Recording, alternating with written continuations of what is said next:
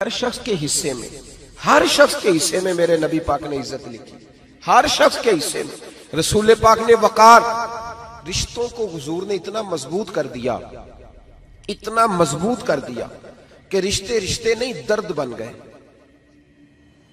ماں کا نام آتا ہے تو آنکھوں میں آنسو آ جاتے ہیں نا، ماں کا نام آتا ہے تو دل تڑپتا ہے نا یار۔ یہ انقلاب ہے جو میلاد والے رسول نے برپا کیا، ورنہ حضرت طارق ابن عبداللہ کہتے ہیں میں حضور کے اعلان نبوت سے پہلے بھی مکے آیا تھا۔ آپ فرماتے میں نے ایک بوڑھی عورت کو، ایک نوجوان کو گلے میں رسی ڈال کے گھسیٹ کے لے جاتے دیکھا، تو میں نے اس سے کہا کہ یہ کیا کر رہے ہو، کون ہے یہ بی بی، کیا مسئلہ ہے؟ تو وہ کہنے لگا جی میری اماں ہے، بوڑھی ہو گئی ہے، کسی کام کی نہیں رہی تو بیچنے جا رہا ہوں، چلو کسی کے برتن جب مانجے گی تو میرے تو پاس کچھ نفع آئے گا نا بیچنے۔ یہ داستانیں نہیں، ابھی بھی جن لوگوں کی طبیعت سخت ہوتی ہے وہ قتل نہیں کر دیتے ماں باپ کو۔ واقعہ سنیے نا آپ نے کہ ابا میرے نام زمین نہیں کر رہا تو مار دیا۔ جب کلیجے سخت ہوتے ہیں تو کام ہو جاتا ہے۔ ایک طرف وہ منظر تھا اور ایک طرف یہ منظر ہے کہ حضرت حلیمہ سعدیہ رضی اللہ تعالی عنہ، ان کا نام نہیں ہے حضرت حلیمہ کا مسلم شریف میں، وہ امام زرقانی نے لکھا ہے، ورنہ مسلم نے یہ روایت اپنے اصل انداز میں موجود ہے۔ حضرت ابو ہریرہ رضی اللہ تعالیٰ عنہ فرماتے ہیں کہ جناب حلیمہ بوڑھی عورت، سادی عورت، اگر آپ کبھی معاشرتی لحاظ سے حضرت حلیمہ کا انداز دیکھیں گے نا، توجہ ہے میری بات پر، سمجھ آ رہی ہے آپ حضرات کو؟ جو ہمارا معاشرتی ماحول ہے نا، معاشرتی ماحول، تو حضرت حلیمہ سعدیہ رضی اللہ تعالیٰ عنہ کی حیثیت آج کے معاشرے میں اگر دیکھی جائے تو ایک آیا، بچوں کو پالنے والی آیا نہیں ہوتی، وہ آیا تھی۔ اسکول میں ایک آیا ہوتی ہے، جب بچہ چھوٹے ہمارے پرائیویٹ سکولز میں بچے جاتے ہیں تو عورت سنبھالتی ہے، دودھ ڈال دیتی ہے، کئی دفعہ فیڈر بھی پلا دیتی ہے، بچہ اگر پخانہ پیشاب کرتا ہے تو خدمت کرتی۔ یہ عورتیں اس زمانے میں چھوٹے بچے لے جاتی تھی، پالا کرتی۔ تو بتانا دائی کی، آیا کی، میں مثال دے رہا ہوں، اور نرس کی کیا حیثیت ہے معاشرے میں۔ اور حضرت حلیمہ سعدیہ جب نبی پاک کو واپس لے کے آئی تھی تو چلو کچھ نہیں، لیکن نہ کچھ معاوضہ بھی انہیں حضرت عبد المطلب نے عطا کیا تھا، جناب آمنہ نے انہیں کچھ، ایک معنی یہ بھی ہو سکتا تھا کہ پیسے دے کے یہ کام کرایا، معنی ہو سکتا تھا۔ آج جو گھر میں اماں برتن دھوتی ہے اس کی کیا حیثیت ہوتی ہے؟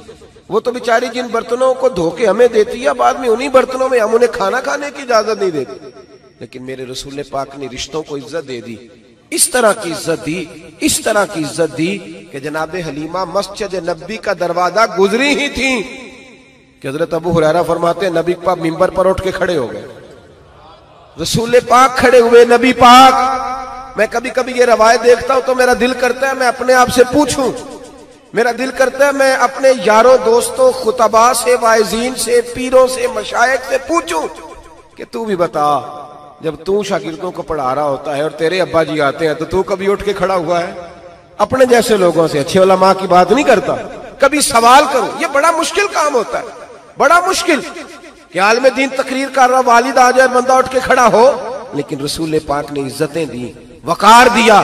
جناب حلیمہ داخل ہوئی تو حضور منبر پہ کھڑے ہوئے اور اتنی تیزی سے حضور آگے بڑھے، اپنی چادر کو اتارا اور پھر میرے رسول نے زمین پہ بچھایا، اور پھر حضرت حلیمہ سعدیہ بیٹھ گئیں۔ اور جناب ابو ہریرہ فرماتے ہیں جتنی دیر نبی پاک ان کے سامنے بیٹھے رہے، اتحیات کی حالت میں بیٹھے رہے۔ حضور نے رشتوں کو وہ وقار دیا، وہ حسن دیا کہ رشتے درد بن گئے ہیں۔ اب ماں کا نام دل میں بعد میں آتا ہے، زبان میں بعد میں آتا ہے، آنسو پہلے آتے ہیں۔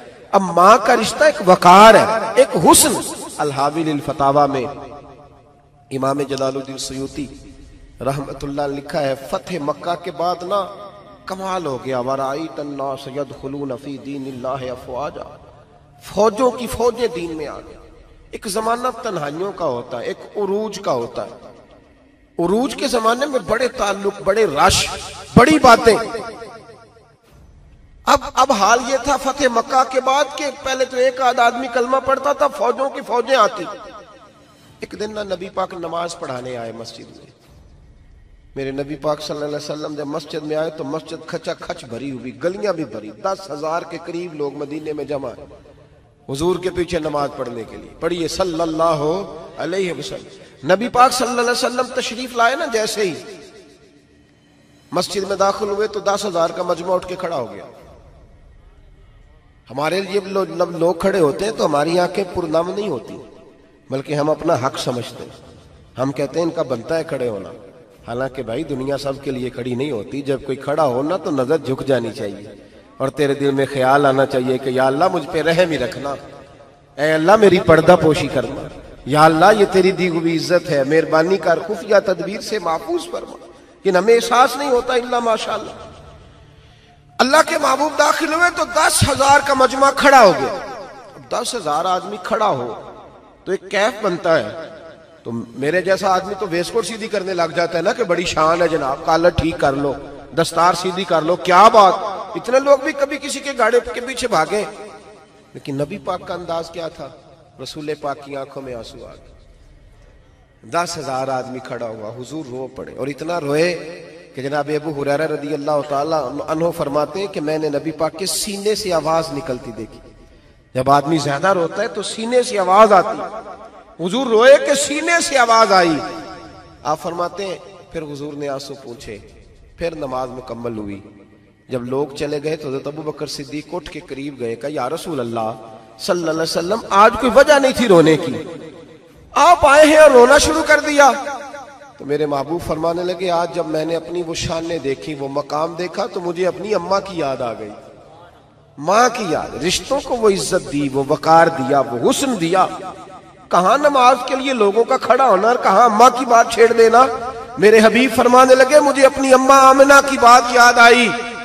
میری ماں نے تو وہ دور دیکھا تھا جب وجود پہ کپڑے بھی پورے نہیں تھے، دل کرتا تھا آج اماں موجود ہوتی، میں نماز پڑھانے آتا، اللہ اکبر کہہ کے نیت باندھتا، سبحانک اللہ کے بعد سورہ فاتحہ پڑھتا اور سورہ فاتحہ مکمل پڑھ لیتا کہ میری اماں آمنہ کو کوئی کام یاد آتا.